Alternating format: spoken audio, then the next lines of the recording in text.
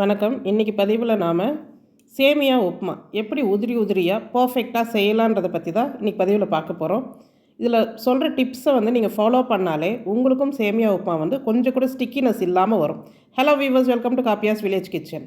நான் இன்றைக்கி எடுத்துருக்கிறது ஆசீர்வாத் வெர்மிசெலி. இது ஃபைன் ரோஸ்டட் வெர்மிசெலி எல்லாம் கிடையாது. பாருங்கள், சாதாரண சேமியா மட்டும்தான். இது நான் ஒரு 2.25 கப்பு எடுத்துக்கிறேன். அதாவது ஒரு 350 கிராம் எடுத்துக்கிறேன். நீங்கள் மெஷரிங் கப்பால் ஒரு கப்பு எடுத்திங்கன்னா 150 கிராம் இருக்கும் கண்டிப்பாக இந்த சேமியாலாம். அதனால் நான் ஒரு 2 கப்பு, அது கூட கொஞ்சமாக ஒரு 50 கிராம் சேர்த்து எடுத்துக்கிறேன். இது தாராளமாக பெரியவங்க ஒரு 4 பேர் சாப்பிடலாம். இப்போ இது பாருங்கள் எவ்வளோ ஃப்ரீ ஃப்ளோவாக இருக்குது. ஆனால் நீங்கள் இதை இப்படியே செய்துங்கன்னா கொஞ்சம் ஒரு பிசுபிசுப்பு தன்மை இருக்கும். அதனால் நாம் இதை ரோஸ்ட் பண்ண போகிறோம். நீங்கள் ரோஸ்டட் வெர்மிசெலி கடையில் வாங்கினீங்கன்னா இந்த ரோஸ்டிங் வேலை உங்களுக்கு இருக்காது. அது வாங்கும் போதே நமக்கு அந்த ப்ரௌனிஷாக இருக்கும். அதை நம்ம அப்படியே செய்யலாம். இதை நல்லா வறுத்துடணும். மிதமான சூட்டில் வச்சுட்டு வருங்க.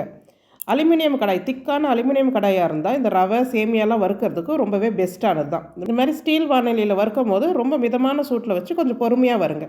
அந்த கலர் சேஞ்ச் ஆகுது பாருங்கள், லைட் ப்ரௌனாக. அப்போ நம்ம ட்ரான்ஸ்ஃபர் பண்ணிடலாம். அது நமக்கே தெரியும், கலகலன்னு இருக்கும். இப்போ அந்த வானலியிலே ஒரு 3 டேபிள் ஸ்பூன் எண்ணெய் சேர்த்துக்கோங்க. சேமியா உப்புமாவுக்கு அதிகமாக எண்ணெய் தேவைப்படாது, ரவை உப்புமா மாதிரி. எண்ணெய் காஞ்சதும் கொஞ்சம் கடுகு சேர்த்துருங்க. பருப்பு நம்ம விருப்பம் போல் சேர்க்கலாம், கொஞ்சம் கூடுதலாகவே சேர்க்கலாம். 1 டேபிள் ஸ்பூன் கடலை பருப்பு, 1 டேபிள் ஸ்பூன் உளுத்தம் பருப்பு நான் சேர்த்துட்றேன். இந்த பருப்பு கொஞ்சம் பொன்னிறமாக வந்ததும் இதில் பச்சை மிளகாய், எப்போவுமே உப்புமாவுக்கு பச்சை மிளகாய் ஒரு தனி ஃப்ளேவர் கொடுக்கும். பச்சை மிளகாய் விருப்பப்படுறவங்க சேர்த்துக்கோங்க. பச்சை மிளகாய் நான் சாப்பிட மாட்டேன்றவங்க காஞ்ச மிளகாய் சேர்த்துக்கோங்க ஒரு 2. நான் இது காரம் குறைவான பச்சை மிளகான்றதுனால ஒரு 4 சேர்த்துருக்குறேன். நீங்கள் நல்ல காரமாக இருந்ததுன்னா 1 சேர்த்துக்கோங்க. ஏன்னா சேமியா உப்புமாவில் காரம் அதிகமாக தெரிய ஆரம்பிச்சிடும். அதனால் பார்த்து சேர்த்துக்கோங்க. 1 ஸ்பூனு நல்லா நறுக்கின இஞ்சி சேர்த்து வறுத்துட்டு அதே மாதிரி வெங்காயம் சேர்த்துருக்குறேன். நான் சின்ன வெங்காயம் சேர்த்துருக்குறேன். நீங்கள் பெரிய வெங்காயமாக இருந்தால் நல்ல ஒரு பெரிய சைஸ் வெங்காயத்தை நீல வாக்கில் நறுக்கி சேர்த்துருங்க. கொஞ்சம் கருவேப்பிலை சேர்த்து கொஞ்சம் உப்பு சேர்த்து வதக்குங்க. உப்புமாவுக்கு எப்போவுமே வெங்காயம் நல்லா வறுபடக்கூடாது. அந்த வதங்கிறது பாதி தான் வதங்கணும். இப்போ பாருங்கள், ரொம்ப கலர்லாம் மாறக்கூடாது. இந்த அளவுக்கு வதங்கினதும் நாம் தண்ணீர் சேர்த்துடலாம்.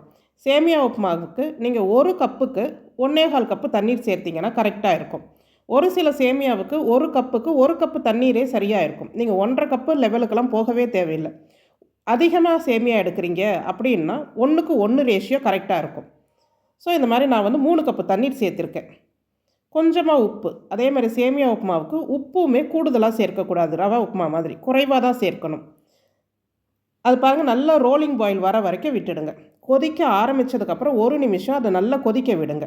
இப்போ இந்த ரோலிங் பாயில் வந்ததுக்கப்புறமா நாம் வறுத்து வச்சுருக்கிற சேமியாவை அப்படியே அதில் சேர்த்துடலாம். இது கட்டியும் தட்டாது, அது பிசுபிசுப்பு தன்மை எதுவுமே இருக்காது. ஏன்னா சேமியா நல்லா வறுபட்டுருச்சு, தண்ணியும் நல்ல கொதி நிலையில் இருக்குது.